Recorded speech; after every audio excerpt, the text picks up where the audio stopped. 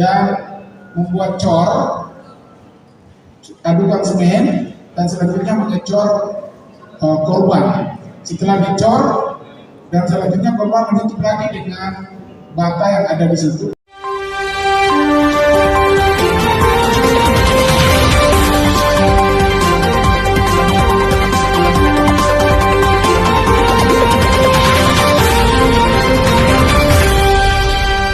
Polres Metro Jakarta Timur berhasil mengungkap kasus pembunuhan sadis di sebuah bangunan yang sedang direnovasi di kawasan Rawamangun, Pulau Gadung, Jakarta Timur. Seorang pria bernama JS, 69 tahun, ditemukan tewas terkubur di lokasi kejadian setelah sebelumnya dinyatakan hilang. Polisi menangkap pelaku ZA, 35 tahun, yang merupakan pekerja bangunan di tempat tersebut. Kasus ini terungkap setelah adanya laporan kehilangan dari keluarga korban. Tim gabungan Satreskrim Polres Metro Jakarta Timur kemudian melakukan penyelidikan dan menemukan jasad korban yang telah dikubur di lokasi kejadian dengan adukan semen. Pelaku mengaku telah membunuh korban dengan memukulnya menggunakan puing batu, hebel, setelah terjadi pertengkaran mengenai gaji yang belum dibayar.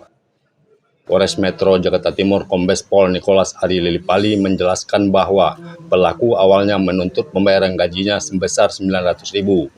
Namun korban menolak dan sempat terjadi adu mulut serta pemukulan. Pelaku kemudian mengambil batu hebel dan memukul korban 2 kali di bagian kepala hingga meninggal dunia, ungkapnya. Setelah membunuh korban, pelaku menyembunyikan jasadnya di selokan sebelum akhirnya menutupnya dengan pasir dan semen. Tak hanya itu, pelaku juga sempat mengambil uang korban melalui kartu ATM dengan total transaksi mencapai 64 juta. Kemudian pelaku melarikan diri ke kampung halamannya di Batang, Jawa Tengah, sebelum akhirnya kembali ke Jakarta. Polisi berhasil menangkapnya di rumah korban di Cipete, Jakarta Selatan pada 26 Februari 2025. Pelaku kini telah diamankan di Polres Metro Jakarta Timur dan dijerat dengan pasal 338 KUHP tentang pembunuhan serta pasal lainnya terkait pencurian dengan kekerasan. Ancaman hukumannya mencapai 15 tahun penjara. Polisi mengimbau masyarakat agar selalu waspada dalam berinteraksi dengan pihak lain, terutama dalam urusan pekerjaan dan keuangan, untuk menghindari kejadian serupa di masa depan, ucap Kapolres. Andi Segita, Jakarta, melaporkan. ZA ini merupakan orang kepercayaannya dari korban, sampai ATM pun, nomor PIN pun diberitahukan oleh korban kepada tersangka untuk mengambil uang untuk membelikan bahan-bahan yang dibutuhkan oleh para tukang. Sesampainya korban di TKP, korban berbincang-bincang dengan tersangka kenapa para karyawan, pekerja kuli yang ada di situ mereka mogok kerja. Bercerita panjang dan juga ada barang-barang yang hilang seperti pahat, beton, dan lain-lainnya hilang, sehingga korban berinisiatif untuk mengajak tersangka ke polisi untuk melapor kejadian pencurian tersebut.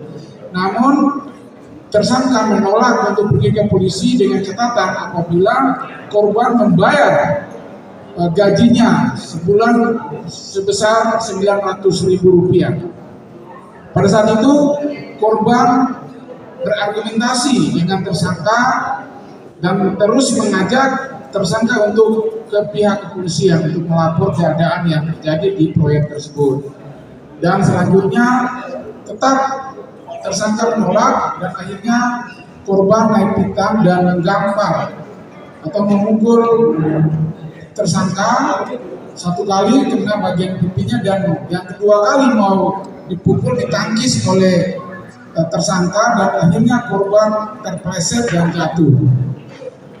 Setelah korban ini jatuh, korban berdiri dan mengeluarkan kata-kata kotor kepada tersangka bahwa kamu adalah karyawan saya, kamu lain-lainnya.